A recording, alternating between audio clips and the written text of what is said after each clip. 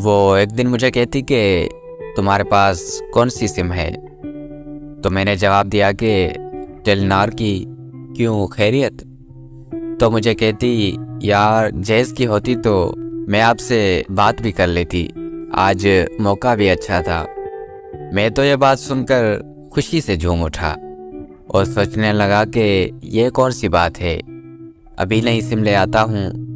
मैं जब कमरे से बाहर जाने लगा तो बाहर अंधेरा हो चुका था, फ्रेंचाइज भी बंद हो गई थी, रात के 8 बज गए थे।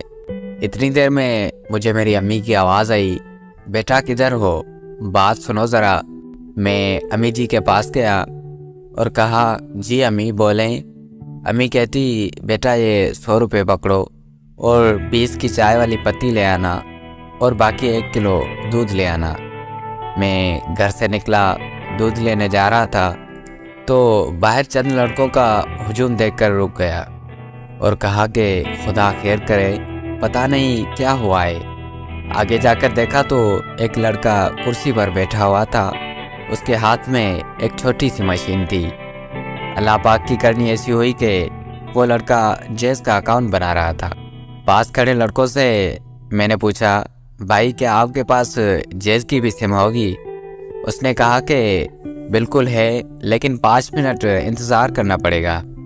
मैंने सोचा कि चलो मैं घर दूध पत्ती दे के आता हूँ और आकर सिम निकलवा लेता हूँ। मैं घर आया दूध लेकर और खुशी खुशी गया उसी लड़के के पास कि भाई कितना टाइम है? तो उसने कहा कि इतनी जल्दी किस बात की है। अब उसे क्या पता था कि मैंने आज पहली बार अपनी जान से बात करनी है। इतनी ही देर में दूसरा लड़का सिम लेकर आ गया। मैंने एक अच्छा सा नंबर सिलेक्ट किया और कहा कि भाई ये वाली दे दे। अंगूठा वगैरह लगाकर मैंने वो सिम अपने नाम करवा ही ली।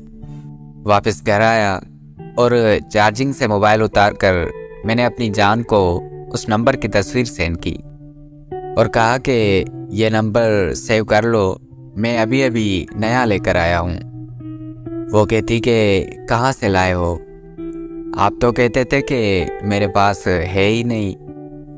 तो मैंने खुशी से कहा कि एक फरिश्ता इंसान के रूप में आया था तो उसने मेरे दिल की फरियाद सुन ली और सिम ले ली मैंने।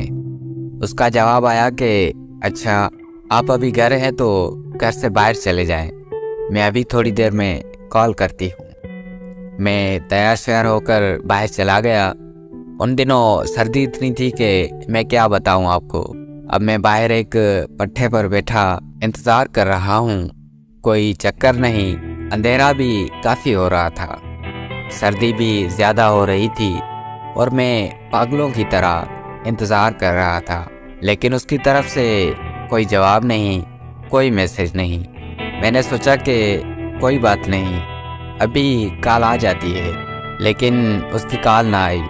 मुझे इंतज़ार करते करते रात के 12 बज गए, लेकिन उसकी कॉल नहीं आई। घर से भी 3-4 बार फ़ोन आया कि बेटा किधर हो? मैंने कहा कि अम्मी दोस्त के साथ बहुत ज़रूरी काम आया हूँ, 1 घंटे तक आ जाऊँगा। और मैंने फ़ोन काट दिया और बेसब्री से इंतज़ार करने लगा, लेकिन कोई चक्कर नहीं। सर्दी की वजह से मुझे छींकें आने लगी और हल्का हल्का मैं बुखार महसूस करने लगा, लेकिन मुझे अपनी परवाह ज़रा भी नहीं थी। इंतज़ार करता रहा क्योंकि पहला पहला प्यार था और सच्चा प्यार था। उसकी आवाज़ सुनने के लिए तरस रहा था, लेकिन शायद वो कहीं और ही मसरूफ़ थी। आखिरकार रात का 1 बज गया। डरता डरता घर गया और घर जाते ही अम्मी ने मुझे थप्पड़ मारा और कहा कि कुछ खाकर मर के चले जाना था, जहाँ भी जाना था। मैं अपने कमरे में आ गया। हल्के हल्के आंसू मेरी आंखों से आ रहे थे और ज़बान पर सिर्फ उसका नाम था, लेकिन उसको परवाह नहीं थी मेरी कि किसी को कहा इंतज़ार करने का। सारी रात उसका इंतज़ार किया, लेकिन उसकी कॉल तो क्या, एक मैसेज भी नहीं आया। सुबह फजर का टाइम हो गया था। मैंने नमाज़ पढ़ी और दुआ की कि ए अल्लाह, मैं किस इम्तिहान से गुज़र रहा हूँ, मेरे से और इंतज़ार नहीं होता, मेरी मदद करें। 2 दिन गुजर गए, इंतज़ार परेशानी में बदल गया था। मैं परेशान रहने लगा, खाने पीने की भी कोई परवाह नहीं। घर से अकेडमी जाता था लेकिन पढ़ने नहीं जाता था। उसका इंतज़ार ही करता था लेकिन उसकी कोई खबर नहीं।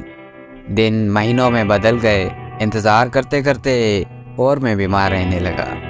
रोज़ रात को रो कर सोता था और नींद नहीं आती थी। आंखें सूजकर लाल हो गई।